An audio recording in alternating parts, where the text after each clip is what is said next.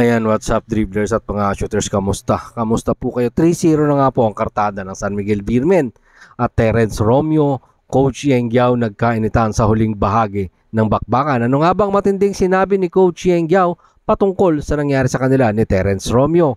At itong Meralco Bolts angat na sa series kontra sa Barangay Ginebra 2-1 matapos pataubin ang Barangay Ginebra San Miguel. Tara, pag-usapan at talakayin po natin yan matapos po kong maglambing sa inyo ng isang like, share, comment down below, and don't forget to subscribe and hit that notification bell button para updated po tayo sa ating mga video.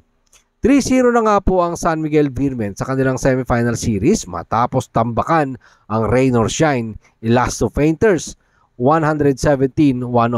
Pero bago matapos ang kanilang laban, nagkaroon ng sagutan sa pagitan nila Rain or Shine Elasto Painter Coach Yeng Yao at San Miguel Beermen star guard Terence Romeo. Matapos nga hindi magustuhan ni Coach Yeng Yao yung huling tira ni Terence Romeo sa 3 points. Kumbaga, sabi ko nga mga shooters, yung tirang yon garbage time na yon. Kasi paubos na yung oras eh. Hindi mo na kailangang itira, 'di ba, para kay Coach Yeng Yao. Siguro sumama loob niya, parang na-disrespect siya ron sa nangyari. Ano mga shooters, kasi imagine mo nga naman, wala ka namang inahabol ng quotient dito para maghabol ka pa ng puntos. Pumasok yung 3 points. So lalong nabaon etong mga bataan ni Coach Yeng Yao, mga shooters, di ba?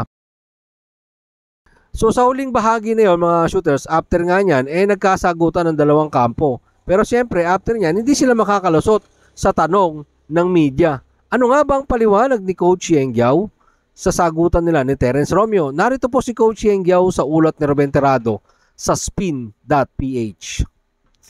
Wala naman tayong quotient system. So ito yung sinasabi natin, mga shooters. Wala naman tayo sa quotient system. Nasa semis na tayo eh. Hindi naman bagong player si Terence Romeo. Alam niya yun.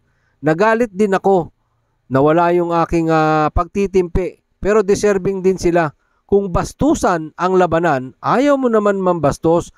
Pero kapag binabastos ka na, hindi naman siguro ako para magpabuli lang sa kanila. Expression of disappointment, mga shooters, yung nangyari dito. No, sa tingin ko, sobrang disappointment na si Coach Yeng Yao sa nangyayari. Ikaw ba naman, best of 7 series, lubog ka na sa 3-0. Sa 0-3. 3-0 na po yung San Miguel Beermen. Sa ganitong series, mga shooters, hindi naman po biro yung hamon ng San Miguel Beermen dahil napakatikas at napakalakas naman talaga yung kanilang lineup. Tapos mababaong ka pa sa 3-0, hindi ka makaisa rito sa San Miguel at mukhang nangangamoy sweep ito, mga shooters, ano? At mukhang kakayanin ng San Miguel Beermen mangyari yan. Kaya siguro sa nangyari yun, hindi talaga nagustuhan ni Coach Yeng Yao, di ba, mga shooters? Yung ganong situation, matapos sana kayo, sabi ni Coach Yeng Yao, sa ganong situation, matatapos sana kayo nang may respect pa rin tayo sa isa't isa, sabi po ni Coach Yeng Yao. Maganda naman yung laro. Wala naman nangyaring on-toward system sa nangyari. Wala namang situation na pwedeng sabihin na mag-justify sa ganong klase. Yun po yung sinasabi ni Coach Yeng Yao. Ito pa po yung matindi. May mga tao talagang bastos. May mga tao talagang mayayabang. May mga taong bastos at wala na tayong magagawa doon. Yun po yung matinding sinabi ni Coach Yeng Yao, mga shooters, after nga po nilang matalo doon sa San Miguel Beermen 117-107, mga shooters. 114 lang sana yung score, mga shooters, pero pumasok nga yung 3 points ni Terence Romeo doon sa dying seconds na. Garbage time na nga, ika nga. Pwede nang ubusin yung oras at pwede na silang magkamayan, pero naipukol pa ni Terence Romeo ang isang mabangis na 3 points para lalong ilubog. Maglayo sila ng 10 points deficit doon po sa panalo ng San Miguel Beermen kontra sa Rain or Shine Elasto Painters. Pero matapos po yan, syempre nagbakbakan ng Barangay Ginebra San Miguel at ang Meralco Bolts, kung saan angat na nga po ang Meralco sa series nila 2-1. Pinangunahan ni Alain Maliksi at Chris Newsome ang opensa ng Meralco. Pinatahimik ng Meralco Bolts ang mga fans ng Barangay Ginebra sa loob ng Dasmariñas City Coliseum. Ikinadismaya po ng karamihan na Gene Kings ang kauna-unahang PBA playdates sa lungsod ng Dasmariñas, mga shooters. Ang Bolts ngayon, mga shooters, ay may tanga na pong 2-1. So dalawang panalo na nga lang po, makukuha na nila ang kampyonato or ang pagpasok nila sa kampyonato, mga shooters, ano.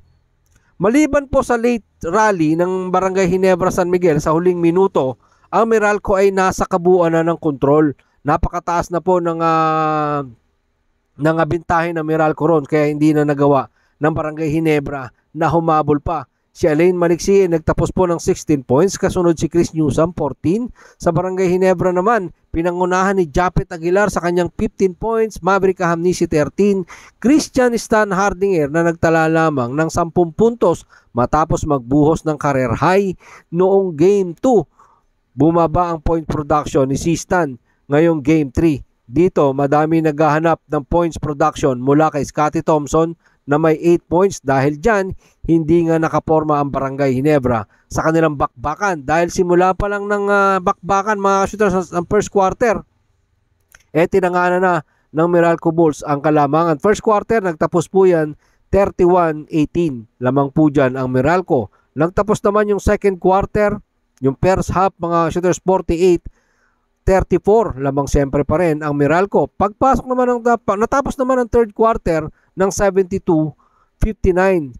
Sa final and last quarter nga po mga shooters, natapos po ang scoring nila 87-80. Dahil dyan, nasa Meralco na po ang final mga shooters. No? Nasa Meralco na po yung momentum ng pagpasok nila sa finals.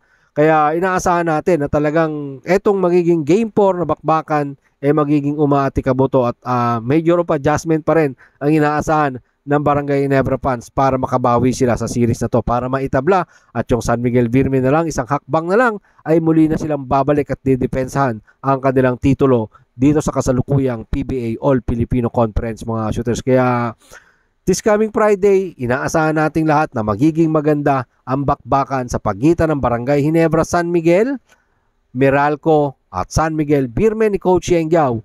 Ano nga bang muli ipapakita ni Terence Romeo, si Junmar Pajardo na kinontrol ng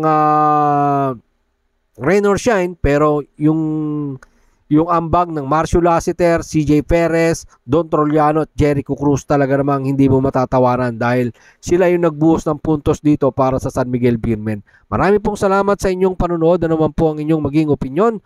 Pag-usapan po natin yan dyan sa comment section. Ingat and God bless everyone. Adjourn!